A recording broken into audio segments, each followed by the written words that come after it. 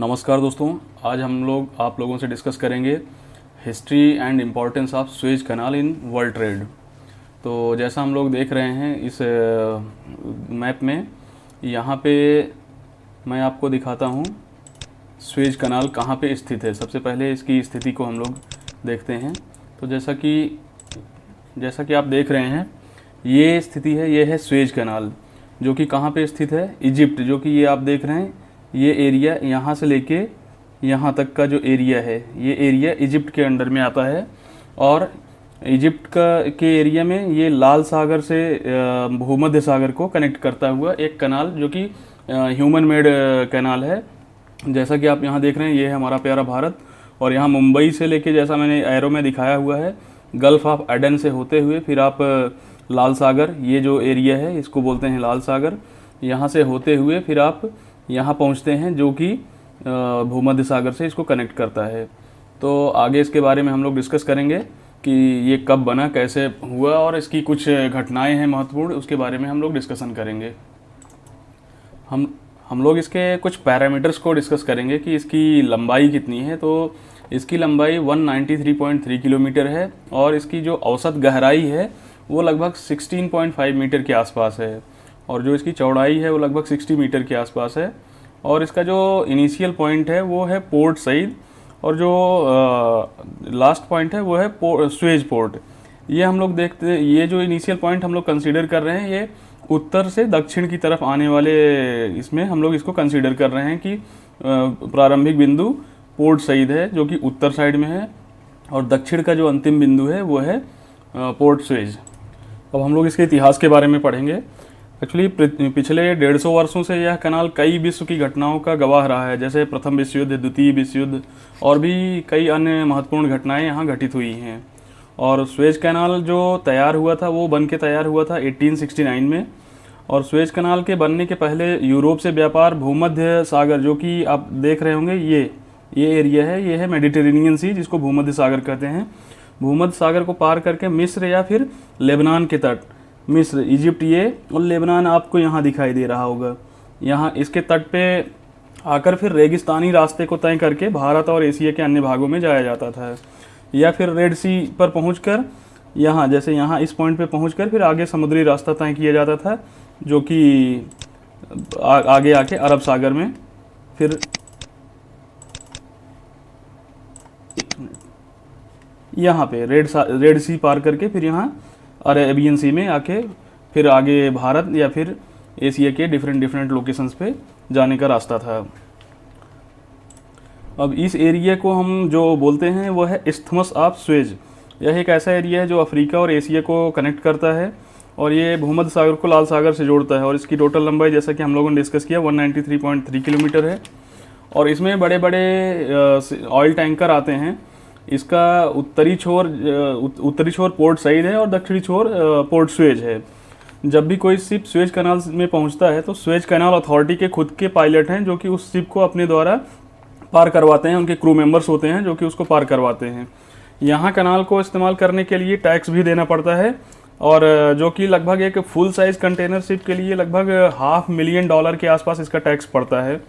और इसके कुछ अर्थव्यवस्था से रिलेटेड मैं डेटा बताता हूँ कि दुनिया का 12% व्यापार, जो टोटल दुनिया का ट्रेड होता है, 12% ट्रेड इसी सुएज कैनाल के थ्रू होके गुजरता है।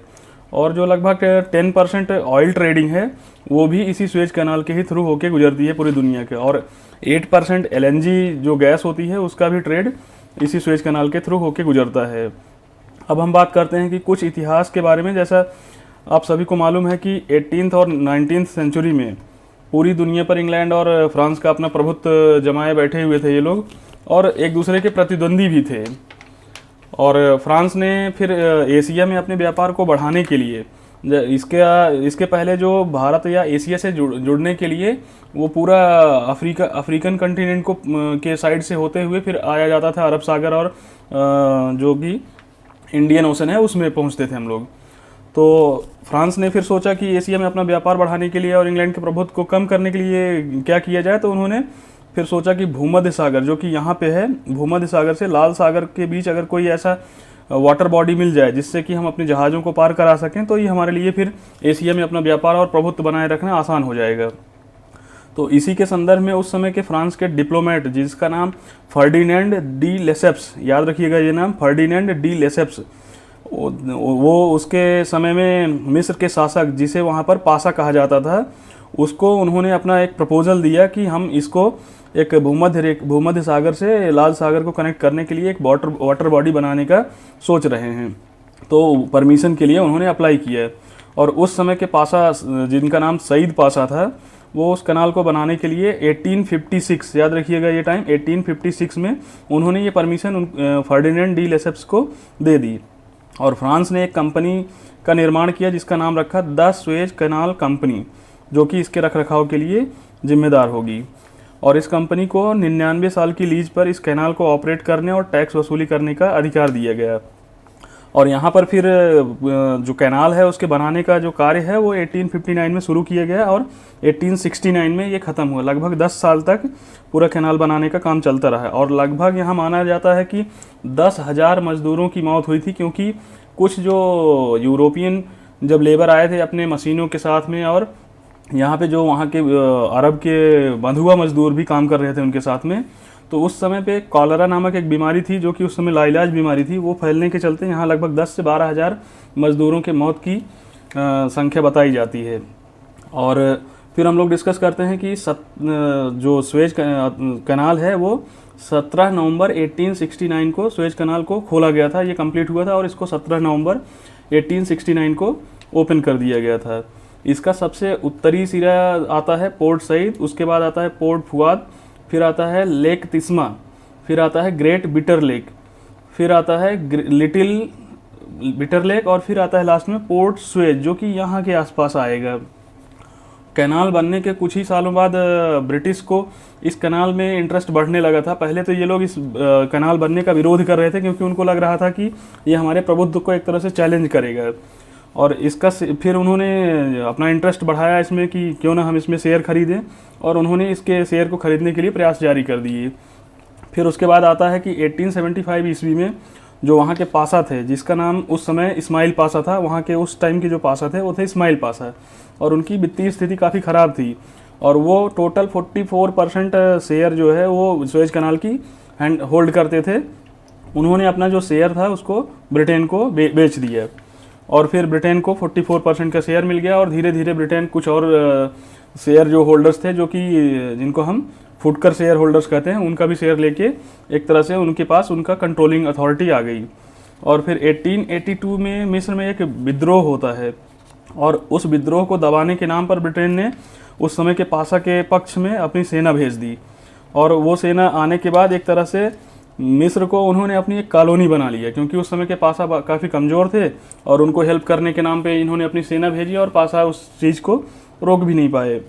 और फिर जबकि मिस्र जो है उस समय तक ऑटोमन साम्राज्य के अधीन माना जाता था। हालांकि मिस्र के जो पासा थे वो इंडिपेंडेंट रूलर की तरह बिहेव करते थे, लेकिन जैसे भारत में था कि दिल्ली में एक सल्तनत रहती थी और उसके अधीन तमाम सारे गवर्नर, तमाम सारे अलग अलग शासक होते थे, वो इंडिपेंडेंट होते थे, लेकिन कुछ टैक्स उनको पे किया करते थे मुग़ल बादशाह को।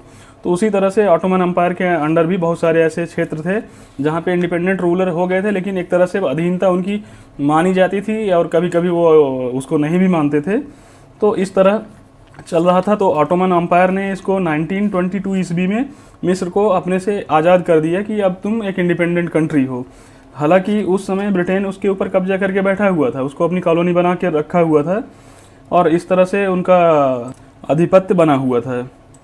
कनाल को ऑपरेट करने के लिए सभी देशों जो कि उस समय अपना प्रभुत्व पूरी दुनिया में रखते थे, उन्होंने फिर ये सोचा कि इस पे अगर किसी एक कंट्री का कंट्रोल हो जाएगा तो बाकी देशों के जहाज़ों को यहाँ पे आने जाने में दिक्कत होगी। तो उन्होंने एक 1888 में एक ट्रीटी साइन की, जिसका नाम रखा कन्वेंशन ऑफ कॉन्स्टेंटिनोपल, जिसको उन्होंने साइन किया। और इसमें शर्त थी कि चाहे शांति काल हो या युद्ध काल हो, सभी टाइम में इस कनाल से किसी जहाज़ को रोका नहीं जाएगा, यानी कि किसी देश के जहाज़ को रोका नहीं जाएगा। लेकिन ब्रिटेन ने इस डील को 1904 ईस्वी तक साइन ही नहीं किया। और उसके बाद फिर बात आती है कि 1936 ईस्वी में ब्रिटेन ने मिस्र को एक तरह से अपने से आज़ादी दे दी कि हम तुमको डिकॉलोनाइज कर रहे हैं। फिर भी उन्होंने सुएज कनाल का जो कंट्रोल था उसको उन्होंने नहीं छोड़ा और वहाँ पे अपनी सेना बैठाए रखी।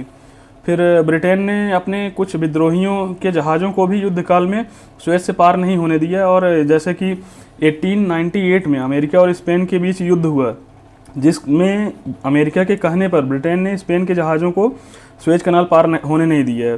और इसी तरह सेम घटना हुई 1904 और 05 के बीच में रसिया और जापान के बीच युद्ध हुआ, जिसमें कि रसिया के जहाज़ों को सुएज कनाल पार नहीं करने दिया गया और परिणामतः यह हुआ कि रसिया जो है वो जापान से वो युद्ध हार गया। और इसी तरह से 1936 में इटली के जहाज़ों को भी रोक दिया गया था सुएज कनाल में। और फिर प्रथम विश्व युद्ध और द्वितीय विश्व युद्ध में भी यही हो रहा था, ब्रिटेन अपने प्रतिद्वंदियों के जहाज़ों को यहाँ पे रोक देता था। 1949 ईस्वी में मिस्र के जो शासक थे उन्होंने ब्रिटेन से उस समय, जो कि द्वितीय विश्व युद्ध खत्म हो चुका था, तो सुएज कनाल में उनकी हिस्सेदारी उस समय तक तो नहीं थी, लेकिन उन्होंने ब्रिटेन से रिक्वेस्ट किया कि हमें भी इसमें हिस्सेदारी चाहिए। तो उन्होंने क्या किया कि ये बोला कि जो टैक्स कलेक्शन होता है उसका 7% लाभांश जो है हम आपको दिया करेंगे, और कुछ CSR टाइप की एक्टिविटी जैसे वहाँ हॉस्पिटल्स बनाना, तमाम और भी कार्य करना, वो ब्रिटेन ने शुरू कर दिए, क्योंकि उस समय ब्रिटेन काफ़ी कमज़ोर हो चुका था। द्वितीय विश्व युद्ध के बाद ब्रिटेन का वो प्रभुत्व नहीं रहा था। और इसी समय पर इजराइल भी एक नए देश के रूप में बना हुआ था, और मिस्र की इजराइल से बनती नहीं थी। तो मिस्र ने ब्रिटेन से कहा कि इजराइल के जहाज़ों को हम यहाँ से नहीं जाने देंगे। तो यहाँ से ब्रिटेन और मिस्र के बीच में एक तरह से मतभेद होना शुरू हो गया था। और फिर 1952 में जो कुछ आर्मी ऑफिसर्स थे मिस्र के, उन्होंने तख्ता पलट कर दिया और मिस्र के राजा को हटाकर फिर वहाँ पर सत्ता पर काबिज हो गए। एक तरह से वहाँ राजशाही को ख़त्म कर दिया। फिर उसी आर्मी ऑफिसर्स के बीच में से एक डायनामिक यंग लीडर थे जिनका नाम था गमाल अब्दुल नासिर। वो सत्ता संभालते हैं, एक तरह से वो वहाँ के प्रेसिडेंट या प्रधानमंत्री जो भी कह लीजिए उस समय बनाए जाते हैं। और मिस्र की सेना ने फिर 1954 से ही ब्रिटेन को प्रेशर देना शुरू कर दिया था कि वो अपनी आर्मी को सुएज कनाल से निकाल लें, क्योंकि वो नहीं चाहते थे कि उनके देश में कोई इस तरह से आके अपनी आर्मी बैठा के और उनके देश पे कंट्रोल करके रखे। और फिर ये बात शुरू होती है कि नासिर जो थे उन्होंने सत्ता में आते ही जो नाइल रिवर है, जिसको नील नदी बोलते हैं, वहाँ पे एक डैम बनाने का उन्होंने प्रस्ताव रखा, जो कि यहाँ कहीं पे आता है। और उसे बनाने के लिए उन्होंने, क्योंकि उनके पास पैसा नहीं था, तो सभी देशों से पैसों की मदद मांगी। और नासिर का झुकाव थोड़ा USSR की तरफ ज़्यादा था, और इसके चलते अमेरिका जो था वो मिस्र से चिढ़ गया और वर्ल्ड बैंक को नाइल नदी के जो डैम प्रोजेक्ट के लिए पैसा फाइनेंस किया जा रहा था उसको उन्होंने मना कर दिया कि इसको फाइनेंस मत करिए। और नासिर ने भी फिर 1956 ईस्वी में सुएज कनाल को एक तरह से नेशनलाइज कर दिया।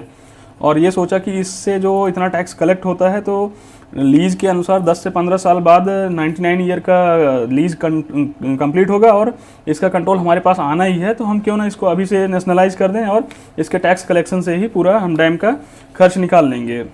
लेकिन यहीं से फिर सुएज कनाल की एक जो क्राइसिस है उसकी शुरुआत होती है। और बहुत सारे नेगोशिएशंस के बाद भी ब्रिटेन और फ्रांस को कंट्रोल नहीं मिला, तो ब्रिटेन ने और फ्रांस ने एक प्लान बनाया कि मिस्र पर हमला कैसे किया जाए। उनको कुछ बहाना चाहिए था कैसे हमला करें, जबकि मिस्र ने सुएज कनाल के जो सारे शेयर होल्डर्स थे उस समय के पेरिस स्टॉक एक्सचेंज के अकॉर्डिंग जितना भी उनकी वैल्यू बनती थी सभी को लीगली हैंड ओवर कर दिया, सभी को उनके पैसे लौटा दिए।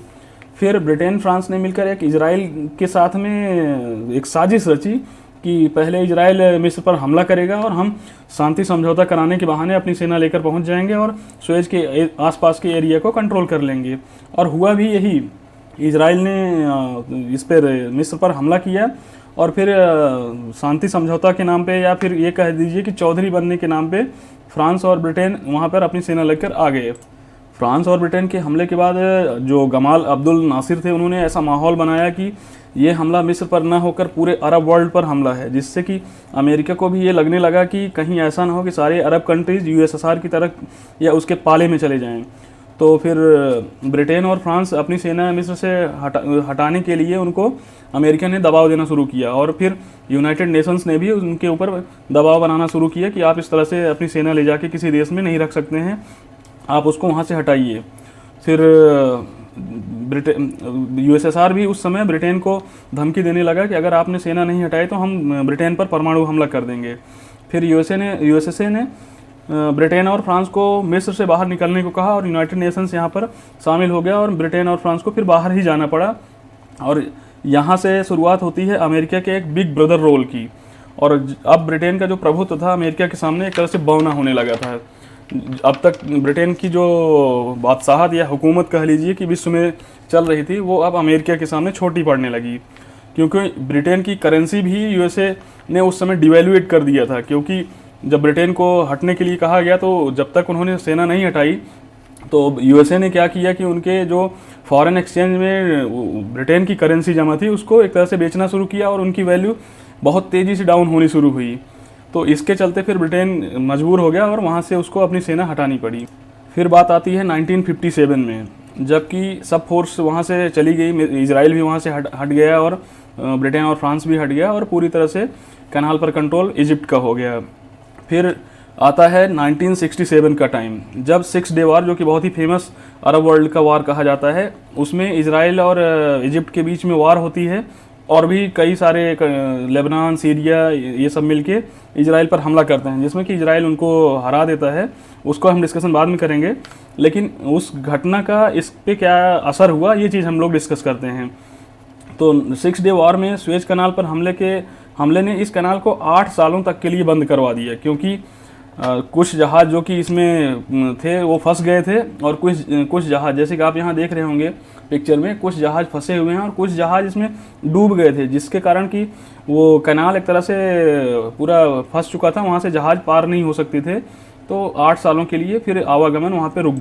1967 से 8 साल के बाद जब वापस सुएज कनाल को ओपन किया गया तो फिर ऐसे ही कुछ छोटे मोटे उसमें क्राइसिस आते रहे, लेकिन एक क्राइसिस अभी रिसेंट में कुछ दिनों पहले आया था, जैसे कि 23 मार्च 2021 को सुएज नहर में एक MV एवर गिवन नाम की कंपनी है, जिसका MV एवर गिवन नाम का जहाज़ था। एक्चुअली वो जो कंपनी है वो है एवरग्रीन नाम से, जहाज़ का नाम MV एवर गिवन था। और वो क्या हुआ कि टेढ़ा होके उस नहर में जाके फंस गया, जिसके चलते कि वो 9 दिनों के लिए पूरे रूट को, वो ट्रेड रूट पूरी तरह से ब्लॉक हो गया। अब इसमें बहुत सारा ऐसा हुआ कि जो जहाज़ भूमध्य सागर में थे वो उधर फंस गए और जो रेड सी में थे वो उधर फंस। जैसा कि मैंने पहले ही बताया था कि दुनिया का 12% व्यापार सुएज नहर से ही होता है, तो इस जहाज़ के फंस जाने से लगभग दुनिया का ट्रेड ही एक तरह से ब्लॉक हो गया। और इस सुएज नहर से औसतन 19,000 जहाज़ हर साल पार होते हैं और 30% दुनिया का कंटेनर भी इसी सुएज नहर से गुजरता है। और $1 ट्रिलियन का जो सामान प्रति वर्ष इस सुएज कैनाल से गुजरता है। सुएज नहर के फिर से जब शुरू होने से आप इस बात से अंदाज़ा लगा सकते हैं कि अबू धाबी का जो स्टॉक एक्सचेंज था वो 1.7% की उछाल आता है उसमें, और सभी अंतर्राष्ट्रीय बाज़ारों जैसे कि अबू धाबी सिक्योरिटी एक्सचेंज, इन सब में उस समय उछाल आता है कि अब चलो ट्रेड रूट खुल गया है, ऑयल का पूरा रूट खुल चुका है। सो आई होप आप लोगों को ये जानकारी अच्छी लगी होगी। अब इस वीडियो में यहीं तक, धन्यवाद।